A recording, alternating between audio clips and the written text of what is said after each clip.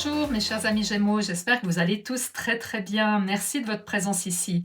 Avant de commencer avec ce qui vous attend pour ce mois de février, je vous présente le tarot Le Jardin de la Sorcière que j'adore et que je vais utiliser pour les cartes de base, donc les premières cartes à chaque fois des questions. Et pour les cartes de recouvrement, je vais utiliser le tarot d'Anaka que vous connaissez déjà si vous me suivez depuis un certain temps. Donc je vous mettrai les liens dans la description si ça vous intéresse. On va déjà faire une analyse globale. Donc en termes d'arcane majeur, vous avez la justice dans votre défi, le diable dans ce qui va vous aider à relever ce défi, le pape ou plutôt la papesse dans le cadeau caché une fois que vous aurez relevé le défi, et encore le pape dans ce qui est au cœur de votre mois, donc un mois centré sur la justice mais aussi sur la foi. Et en termes des éléments, vous avez des bâtons, vous avez des pentacles, pas mal de pentacles, pas mal d'épées aussi, ici. Oui, vous avez beaucoup d'épées et vous n'avez pas de coupe. Cela signifie que vous serez dans votre mental ce mois-ci, qui est symbolisé par les épées. Vous allez visiblement pas mal cogiter. Et on le voit très bien avec le 9 d'épée et le 3 d'épée qui sont au cœur de votre mois et qu'on va bien sûr développer. Et à la fin du mois, vous aurez besoin de repos mental et peut-être même physique avec ce 4 d'épée. Alors, on commence avec ce que souhaite le plus votre âme pour votre évolution et votre bien-être en février, ce qui va donc être au cœur de votre mois. Et nous avons justement la première carte d'épée, le 9 d'épée recouvert du pape. Vous voyez sur cette illustration cette femme qui avait prévu de passer un bon moment dans son hamac au cœur d'un vieil arbre, mais qui est attaquée par un essaim de guêpes. Même son chat semble effrayé. Le fait que ces guêpes s'en prennent à sa tête représente exactement ce qui risque d'être au cœur de votre mois de février. Autrement dit, des pensées incessantes qui viennent troubler votre tranquillité d'esprit. Vous pourriez par exemple penser à l'avenir en imaginant des scénarios qui vous font peur ou qui créent des inquiétudes, ou alors repenser à une période heureuse de votre passé, ou alors vous pourriez vous dire que vous auriez dû faire ceci ou ne pas faire cela, ou dire ceci ou ne pas dire cela. Bref, vous serez en perpétuelle communication avec vous-même. Et à côté, le pape nous parle de foi, de prendre conscience que tout va bien se passer, même si vous traversez des moments de doute, d'incertitude ou de peur. Cette notion de foi en l'avenir, en ce que vous vivez actuellement, sera au cœur de votre mois. Alors, comment vous libérer de ces cogitations et reprendre confiance? C'est ce qu'on va voir avec les deux prochaines cartes.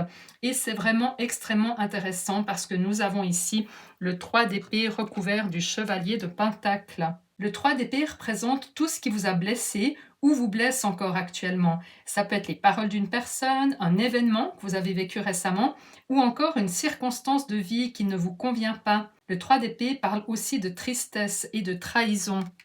Et le chevalier d'épée vous montre comment surmonter ces cogitations du 9 d'épée qui ont entraîné des blessures tout en retrouvant votre foi. Ce chevalier est le plus réfléchi des 4 chevaliers du tarot. Il est souvent montré à l'arrêt ou en tout cas dans un mouvement très lent parce qu'il ne se précipite pas comme le ferait le chevalier de bâton ou le chevalier d'épée. Il prépare soigneusement les choses et c'est précisément ce qu'on vous demande de faire. On va prendre un exemple. Si vous avez des inquiétudes financières pour l'avenir représentées par le 9 d'épée qui vous donne peut-être même des cauchemars, qui vous poussent à imaginer sans cesse des scénarios catastrophes comme ne pas pouvoir payer votre prochaine facture ou craindre de devoir baisser votre qualité de vie, cela crée une forme de blessure comme l'illustre le 3 d'épée. Face à cela, le chevalier de Pentacle vous encourage à agir dans la matière, dans la concrétisation, parce qu'on est dans les pentacles, donc il s'agit de quelque chose de concret. Plutôt que de vous laisser envahir par ces pensées, prenez le temps de faire un budget, de calculer vos dépenses mensuelles, de voir ce que vous pourriez économiser, ou même comment augmenter vos revenus. Si vous avez une activité professionnelle, pourquoi ne pas envisager une nouvelle offre ou une promotion en février? Le chevalier de Pentacle prépare le terrain avant de passer à l'action et c'est cette approche qui vous sera bénéfique. C'est votre préparation dans le concret qui apaisera vos inquiétudes. On poursuit avec votre défi principal en février, représenté par la justice recouverte du 9 de bâton. Donc ici, il y a clairement une situation où vous avez l'impression que les plateaux de la balance ne sont pas équilibrés. Vous ressentez peut-être que vous n'avez pas été respecté ou que d'une manière ou d'une autre, une situation manque d'équité. Et le 9 de bâton, lui, représente quelque chose qui a beaucoup de valeur à vos yeux. Ça peut être quelque chose de concret pour lequel vous vous battez ou vous estimez ne pas avoir obtenu justice. Mais comme il illustre aussi vos valeurs profondes, cela peut également signifier que vous avez le sentiment que vos valeurs ne sont pas respectées. Peut-être qu'il y a quelque chose d'important dans votre vie auquel vous n'avez pas accès en ce moment. Donc en février, vous pourriez ressentir ce sentiment d'injustice, que ce soit lié à une personne, mais aussi à une situation. Et cela rejoint peut-être les cogitations du 9 d'épée que nous avons vu au début. Vous pourriez vous poser beaucoup de questions et ressentir une profonde incompréhension face à quelque chose qui, selon vous, n'est tout simplement pas juste. Alors on va maintenant explorer comment surmonter ce défi et découvrir les outils que le tarot vous propose. Et nous avons le diable, arcane majeur, et le 7 de bâton. Le diable nous parle toujours d'asservissement, d'être enchaîné à quelque chose, à l'image de ces deux personnages. Ici, le tarot vous demande de casser ces chaînes, de vous libérer, d'aller de l'avant et surtout de ne pas rester figé sur ce sentiment d'injustice qui alimente possiblement les pensées récurrentes du 9 d'épée. Le combat n'en vaut pas la peine. Il s'agit peut-être de laisser de côté une activité ou une relation ou un mode de faire et de lâcher car cela va vous libérer. Soit ça va vous enlever du stress, soit ça vous apportera plus de temps pour vous, je ne sais pas, vous l'adapterez en fonction de ce que vous vivez.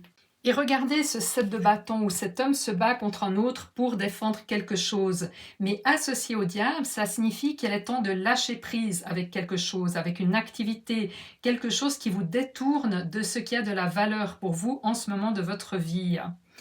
Et on continue avec le cadeau caché derrière ce défi et nous avons le pape à nouveau et le 6 de pentacle. On commence avec le pape ou plutôt cette papesse dans le tarot le jardin de la sorcière, une femme sage et expérimentée qui partage son savoir et ses enseignements avec deux jeunes enfants symbolise la sagesse, la transmission et la confiance retrouvée dans l'univers et ses lois. Donc une fois que vous aurez relevé votre défi et dépassé ce sentiment d'injustice, ce pape vous promet un cadeau précieux, celui de retrouver une foi profonde, que ce soit envers vous-même, en votre avenir, en l'univers ou en vos guides. Le 6 de pentacle, quant à lui, évoque un rééquilibrage dans les échanges, dans le donner et le recevoir. Donc après avoir traversé ce défi, vous pourriez voir vos relations et vos interactions sous un nouveau jour. Peut-être allez-vous réaliser que vous avez parfois donné plus que ce que vous avez reçu et qu'il est temps de vous préserver davantage. Ou à l'inverse, vous pourriez constater que l'équilibre était déjà présent, mais qu'un ajustement intérieur vous permettra dorénavant de donner avec plus de légèreté et de plaisir. Il se peut aussi que vous ne donniez pas assez de temps ou de votre argent dans ce qui a vraiment de la valeur à vos yeux. Et ce cadeau vous dit que prochainement, il vous sera plus facile d'aligner vos choix et vos actions quotidiennes sur ce qui vous apporte de la joie. En résumé, ces deux cartes illustrent un très beau cadeau, une justice rétablie, non pas seulement dans le tangible, mais surtout à un niveau spirituel et émotionnel. Et vous pourrez ainsi avancer avec plus de sérénité en vous sentant plus aligné et plus en paix avec ce qui vous entoure. On continue avec votre vie émotionnelle en février et nous avons le 4 de pentacle et la reine d'épée. Le 4 de pentacle dans ce tarot est représenté par un personnage qui a été transformé en statue de pierre et sur laquelle la nature a elle-même commencé à reprendre ses droits. Cette image évoque une forme d'immobilité qui ne sert plus à votre évolution. Ce personnage s'accroche fermement à un pentacle, ce qui peut signifier qu'en février, vous pourriez vous attacher à vos ressources. Alors il peut bien sûr s'agir d'argent, mais aussi de tout ce que vous considérez comme essentiel à votre qualité de vie. Et cet attachement, même s'il peut vous sembler sécurisant, peut aussi vous figer et vous empêcher d'avancer à l'image de ce personnage. Et l'oiseau qui est posé sur son épaule est un symbole de liberté et vous invite à lâcher prise. Mais ici, il est à l'arrêt, il est immobile comme la statue, donc il vous appelle à retrouver cette liberté. Et la reine d'épée vient confirmer ce message. Vous la voyez ici qui se tient fièrement dans un paysage hivernal. Cette reine est souvent perçue comme froide et analytique. Elle tient d'ailleurs son épée devant son cœur, ce qui indique qu'elle n'est pas dans l'émotion ou dans l'intuition. Elle est entièrement dans sa tête. Donc même si la reine d'épée montre habituellement une grande clarté mentale, une capacité à trancher, elle peut aussi indiquer un blocage émotionnel ou un excès de rationalité, ce qui correspond parfaitement à ce personnage en pierre. Donc ensemble, ces deux cartes soulignent parfaitement le thème central de votre mois de février. Beaucoup de cogitation et peu d'élan émotionnel. On poursuit avec votre vie professionnelle et financière et nous avons l'As de bâton recouvert du 7 de Pentacle.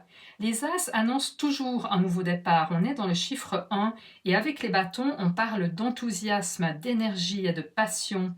Ce nouveau départ peut concerner une nouvelle opportunité dans votre vie professionnelle, mais cela pourrait aussi être lié à une activité non rémunérée mais qui vous tient particulièrement à cœur. Mais quoi qu'il en soit, ce renouveau va vous apporter un véritable élan, une belle motivation et surtout beaucoup de plaisir dans ce que vous faites. Et avec cet as, nous avons le 7 de Pentacle qui vient nous parler de bilan. Regardez ce jardinier, il évalue les fruits de son travail. Mais on voit bien qu'il n'a pas terminé, il a encore ses outils à côté de lui, ce qui montre que tout n'est pas encore récolté. Et nous sommes d'ailleurs dans le chiffre 7, ce qui signifie que nous ne sommes pas encore à la fin d'un cycle. Ce 7 de Pentacle vous invite à prendre un moment pour réfléchir à votre situation financière ou professionnelle. C'est peut-être le bon moment pour faire un bilan concret à l'image de ce jardinier. Posez-vous les bonnes questions. Quelles sont vos priorités? Où en êtes-vous dans vos dépenses, dans vos revenus? Si vous gérez un foyer, il peut être utile de budgétiser clairement les différentes sources d'entrée et de sortie d'argent pour y voir plus clair. Ce 7 de Pentacle vous pousse aussi à investir votre argent dans ce qui a vraiment de la valeur pour vous, ce qui va réellement améliorer votre qualité de vie. Par exemple, si vous hésitez entre rénover une pièce de votre maison ou vous offrir un voyage, prenez le temps d'évaluer ce qui aura le plus d'impact positif pour vous. Alors, il n'y a pas de bonne ou de mauvaise réponse, mais ce bilan sera essentiel pour avancer sereinement. On poursuit avec l'évolution à la fin de votre mois et on retrouve la reine d'épée qu'on avait déjà vue dans votre vie émotionnelle, recouverte cette fois du 4 d'épée. Donc à nouveau 2 cartes qui parlent de mental et d'analyse en fin de mois, mais avec un détail qui montre une évolution significative dans votre situation. Et quel est ce détail? Regardez bien cette reine d'épée majestueuse. Et regardez la posture des oiseaux, ils sont en plein vol derrière elle. Et un oiseau vient se poser sur sa main, et c'est un détail majeur, parce que ces oiseaux sont libres. Rappelez-vous de l'oiseau du 4 de Pentacle que nous avons vu dans votre vie émotionnelle, et qui est perché sur l'épaule de cette statue. On peut même penser que cet oiseau est en pierre, parce qu'immobile. Il représentait une liberté, mais qui était inaccessible, alors qu'ici, il symbolise une liberté qui commence à revenir, à l'image de cet oiseau qui vit. Et le 4 d'épée, quant à lui, montre cette femme alitée, une image qui évoque le besoin de repos. Et le repos de quoi? Eh bien justement du mental, puisque nous sommes encore une fois dans les épées. Donc tout ce que vous aurez traversé au début du mois et probablement jusqu'au 15 ou 20 février vous aura fatigué non seulement mentalement, mais peut-être aussi physiquement. Donc à la fin du mois, il sera crucial de prendre du recul, de mettre de la distance par rapport aux communications, même avec vos proches, vos clients ou vos responsabilités. Accordez-vous peut-être 2 ou 3 jours de vacances. En tous les cas, ce ne sera plus le moment de discuter ou d'analyser, mais bien celui de vous recentrer et de créer un espace pour vous ressourcer. Et c'est cette pause qui va vous permettre de retrouver un équilibre intérieur et de repartir sur des bonnes bases. Autrement dit, celle notamment de la foi, avec le pape que vous avez sorti 2 fois, et du page de Pentacle, qui est la préparation de votre avenir. Et d'ailleurs, le conseil du tarot pour vous ce mois de février confirme parfaitement tout cela. Cette carte parle d'elle-même. Regardez ce magnifique as de Pentacle. Il représente la promesse d'un avenir concret, d'une manifestation réelle de vos désirs. On n'est pas ici dans l'imaginaire ou l'émotion des coupes, mais bien dans le tangible, dans ce qui va vraiment se matérialiser dans votre vie. Ce que le tarot vous recommande ici, c'est de vous focaliser uniquement sur les projets qui vous tiennent à cœur. Sortez de votre mental, arrêtez de trop réfléchir et mettez votre énergie dans la matière, dans tout ce qui est concret et qui a de la valeur à vos yeux. Organisez votre journée avec uniquement des gestes concrets qui embelliront votre qualité de vie.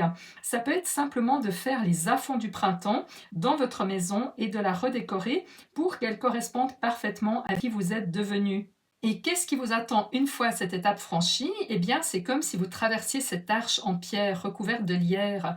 De l'autre côté de cette arche, vous accédez à un lieu magnifique, symbole de richesse matérielle et de stabilité. Cette belle maison dans le paysage représente l'épanouissement et une qualité de vie améliorée. L'univers est là pour vous accueillir et vous offrir ce pentacle, ce cadeau qui viendra ajouter une vraie valeur dans votre quotidien. Et nous terminons avec le message des anges, joie et gratitude. Voici venus des jours meilleurs. Fini les problèmes, la lumière est au bout du tunnel. Il est temps pour vous de faire des projets sur le long terme. Ayez foi en l'avenir. Eh bien, que dire de plus? Vous voyez comme tout ce jeu est cohérent. On vous demande d'avoir foi en l'avenir, à l'image des deux papes que nous avons vus, et les anges vous disent également que la lumière est au bout du tunnel. Ce tunnel représenté par le 9 d'épée, la justice dans votre défi, et le 3 d'épée, toutes ces blessures et ces blocages qui vous empêchent d'avancer. Cette période difficile arrive au bout et je pense que la majorité des Gémeaux, vous allez voir une évolution nette dès le 20 février. Et ça peut complètement représenter cette magnifique réalisation qui commence, que nous avions vue dans votre tirage annuel de 2025 et qui entraînait une magnifique guérison. Si vous ne l'avez pas vu ou que vous désirez le revoir, je vous mets le lien dans la description, mais vous avez vraiment un très beau tirage annuel. Voilà mes chers Gémeaux, n'hésitez pas à me faire un petit partage dans les commentaires, ça peut non seulement vous aider vous, mais ça peut aussi aider d'autres personnes qui traversent la même chose que vous, et ça me fait toujours plaisir de vous lire. N'hésitez pas non plus à regarder votre signe ascendant qui peut vous donner plus de précision. Prenez soin de vous et on se retrouve bientôt pour un nouveau message du tarot.